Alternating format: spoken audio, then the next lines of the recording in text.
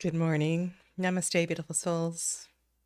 Welcome to my Advent calendar, day 4, December 4th, 2023.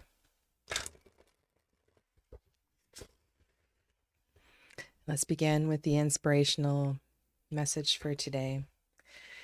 I decided today that I'm going to use the Harmony Tarot, and as I have mentioned, I am going to endeavor to use a different deck every day just so we can get a special flavor from different artists.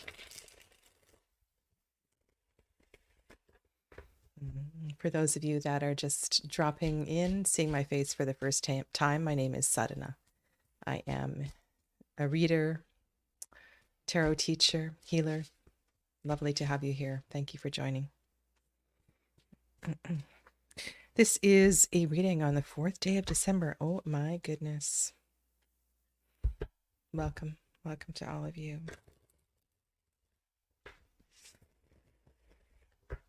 As is the name of this deck, may this reading find, bring, acknowledge, recognize a harmony in your space at this time. As always, we ask these messages be in the highest for the greatest good, and that no harm be done. So be it.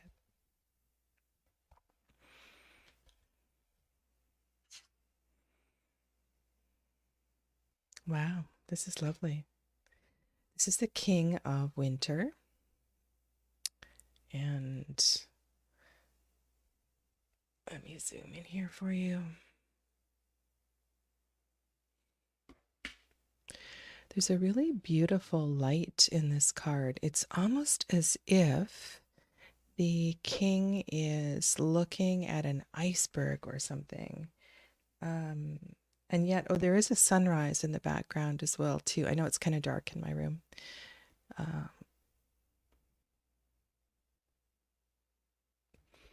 The King of Winter is facing the sunrise. You know, this is such a beautiful practice. I was more faithful to sunrise practices. What I mean by that is making the effort to get up and go and observe the sunrise. And it's something that I love to do on New Year's Day. Good morning, Saskia. I just really appreciate this card. I appreciate the invitation that it is bringing. And as we move closer to Yule, to the equinox, I think this awareness of light and dark and day and night becomes more apparent. For those of us that live in colder climes in the northern hemisphere, you know, it's a little challenging this time of year. So let us all feel inspired by the light. I love that the King of Winter, so how I read the tarot, all of the kings are connected to fire. And this king, who is perhaps maybe the 78th card in the deck, you know, the most integrated and has a tendency toward density. I feel that he's just truly honoring this sacred orb in the sky. And I think we all need to remember that. And I think it's interesting that I had this impression of him looking towards an iceberg, and yet there is this sunrise. It's like there's this awareness of the depth of nature. As a king, I think choosing and honoring the greatness. Oh my goodness. So we've had some very powerful readings.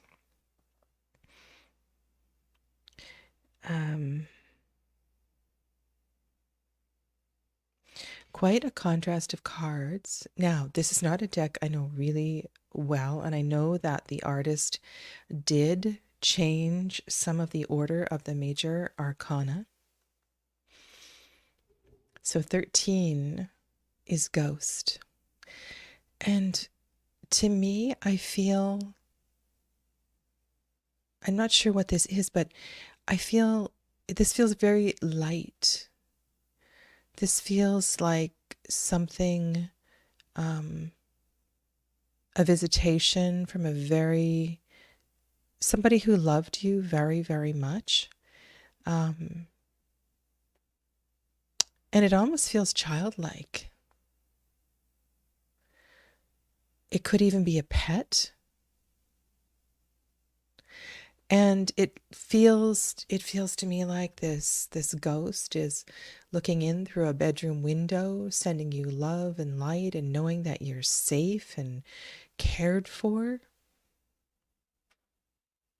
And so there's something here that carries on with yesterday's theme in that we're looking at a king, right? King. They got their stuff together. They're strong. They are, or they're supposed to be. And yet in the other card, I feel this sense of vulnerability. And then I'm also wondering too, because the king of winter, this would be the king of pentacles, um, is I want to find I mean, integrated is a lovely word, but this king can tend to be a little fixed in their ways. And so I wonder if this card of change, of transition, is here to perhaps simply acknowledge the upcoming solstice, but preparing us for change and letting us know that this change is good, letting us know that we are guided through this change. Even, actually, this is very cool. Excuse me. Even the king of winter, who has been through all of the ups and downs of life, continues to go through change. There's something here that says, you know, change is, and we will continually be faced with change and challenges, and yet there's something about viewpoint, about perspective. The way that I was sensing this is a lighter being. It could be a familiar in spirit. It's about connection. There's a lightness to the veil.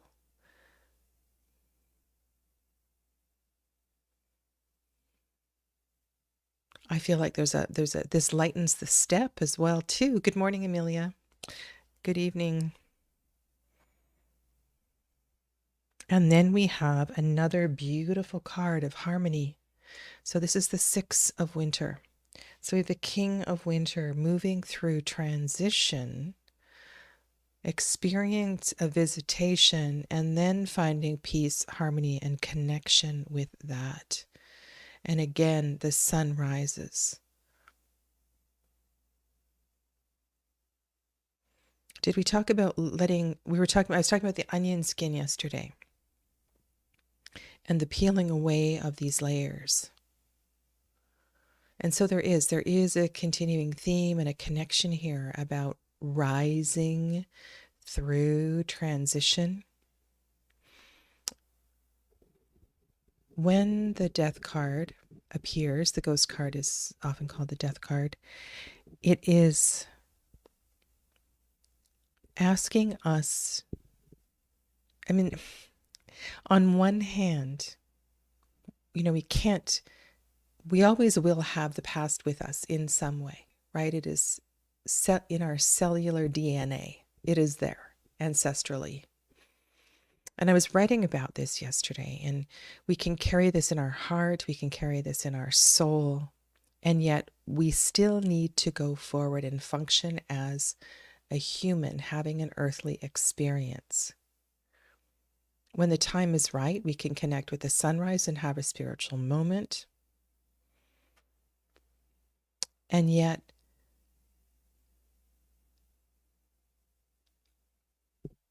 this is a big message. It's about realizing we can have it all. We can have both. We can have that symphonic experience with sunrise, and we can carry that into our day in our life in practical ways and practical manners and continue to go forward. I feel like I haven't quite captured this in words.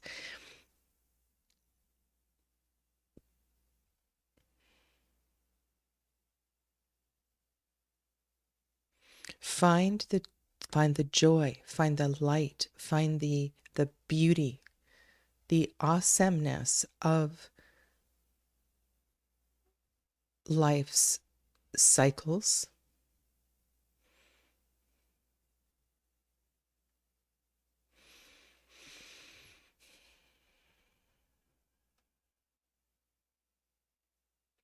Your message for this morning is about it's about both. It's about saying you can. You know, often with the death card, it's like leave it behind. Leave it behind. Let's go on. Let's create something new. Let's march forward. But here, Spirit is really saying we can have a foot in both worlds. And it can, and both touching that and being here can be extremely beautiful. Good morning, Clevis. Hi, Tina. Welcome. This is a reading of harmony. And I had a book. There was 3 books in a series, and it was about capturing the sacred moments in life. You know, finding the joy and I don't know if you've ever had that experience where you're out in nature and you watch the sunrise, or it happened to me when I was chanting mantra with a group of people beside a river one time, and it's like the universe opened up and there was this sound. And I think that's what's here. It's you are in this energy, and it's extremely beautiful. And keep your eyes wide open, keep your heart wide open, and allow yourself to feel this energy. You are protected, you are connected, you are touched, you are divine.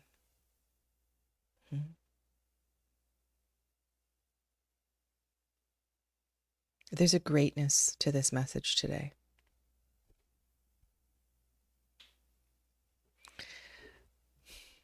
Okay. Let's go on. My favorite things. In this series, I have been offering a tarot, an oracle, favorite thing, as well as a something that is from my personal life. And I decided today that I would share with you my favorite, and I don't know if it is my favorite card, but my favorite experience in the Mariel Tarot. This is a tarot that has been very important for me in some very magical readings. And these are 2 very challenging cards in the tarot. And I, on multiple occasions, have drawn this card, and it takes me back to a past life, or can I say past lives. And there is something in the 9 of Swords that feels so hauntingly familiar. This is the Mariel Tarot, Saskia. And when I receive this card, I feel as if I am walking through a veil, walking through a portal into a time where I may have lived in a castle or a temple, and it awakens different energies and times and places, and it has brought me to tears more times. Oh, the first deck. This deck. This deck is the Harmony Tarot.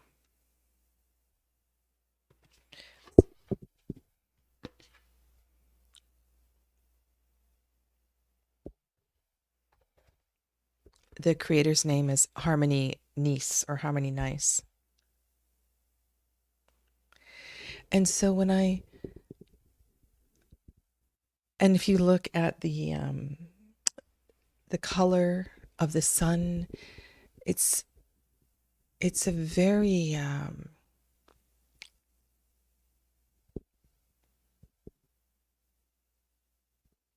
it's brought me feelings much like I was getting with the reading today about this, the closeness of the spiritual experience.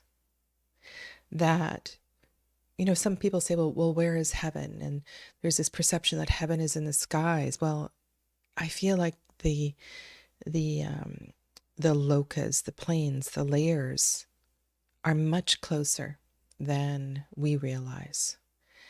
And I just really wanted to share this card with you. And if you have this deck, have a really, really good look at the Nine of Swords and just kind of wander into it. It's truly a magical, magical card.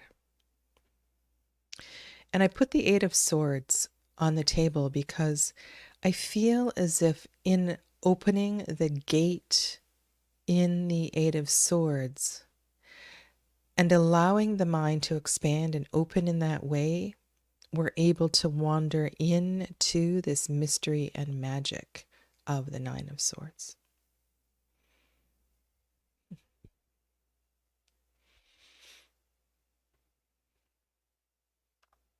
Okay. This statuette, I believe it was carved in Bali, was given to me by a friend. It's not the statuette. That is my favorite thing. It is the physical practice of yoga.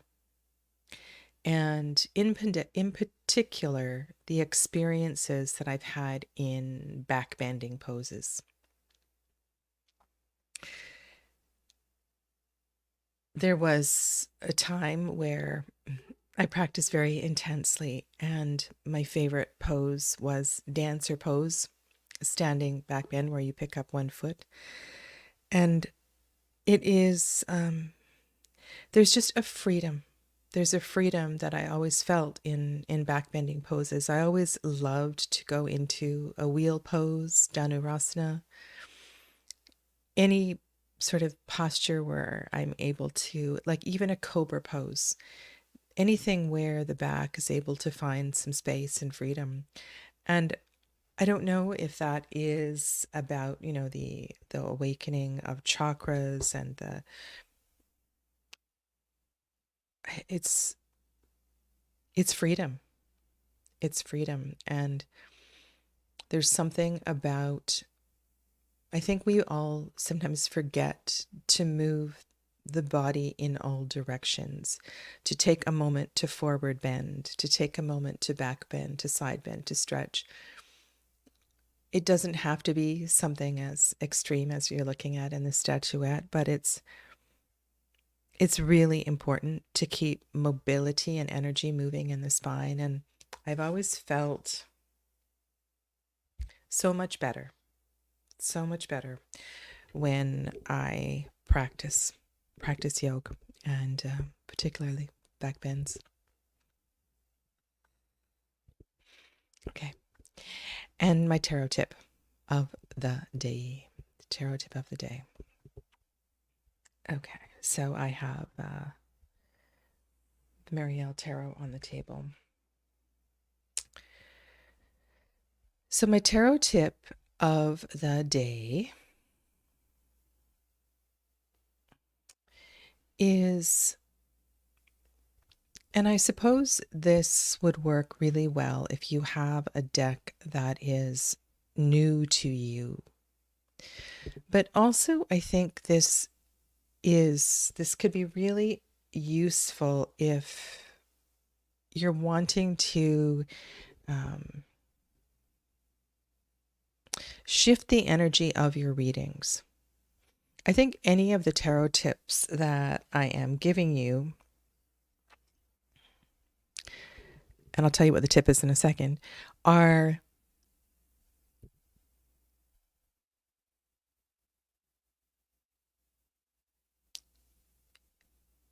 I don't think we can just keep shuffling 78 cards and not pause and study and go deeper into the tarot. I think the journey with the tarot is one of constant unfolding and progress. And these tarot tips are meant to get you to do exactly that, just to pause and to really start to work with an aspect of the tarot. And I think what I'm saying here is that when we work with the whole deck all the time, we miss things. And it's important to reconnect with parts of the tarot that perhaps we thought were so basic, or we already studied, or we knew something about.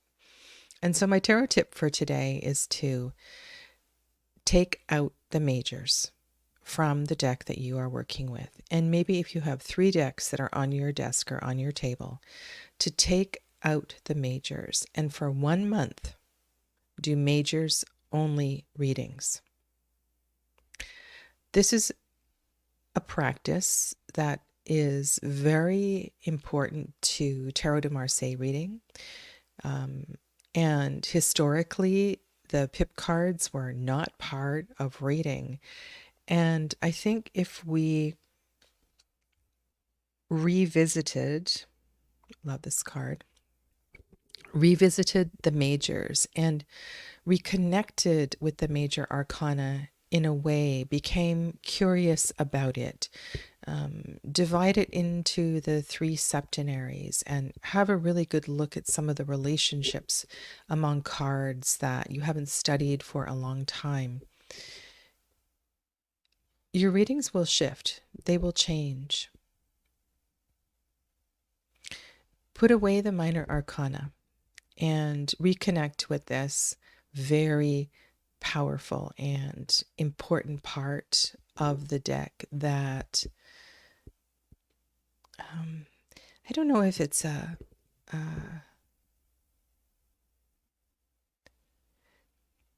is it a touch of arrogance or ego? It's like, yeah, I know those 22 cards. It's the minors that are so difficult. But I think there is more depth. There is so much depth in the layers of archetype that unfold within the major arcana are so beautiful. And if you were to do this in each of the decks that are around you, I think this could really shift something for you. And anyway, so that's my tip for today. 1 month, majors only, and see how that goes. Yeah. Isn't that a beautiful death card? Okay. Well, have a think about this morning's reading, because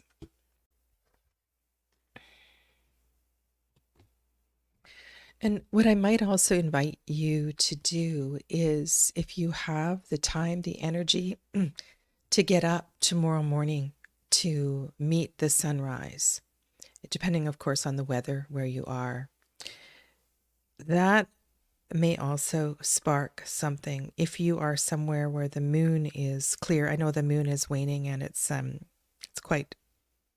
not very bright right now, but somehow connecting to all of this through the overwhelming beauty of nature might help as well too. Yeah. Okay. Well, thank you. Thank you for connecting. And for those of you that have been leaving comments every day, it's wonderful to hear from you.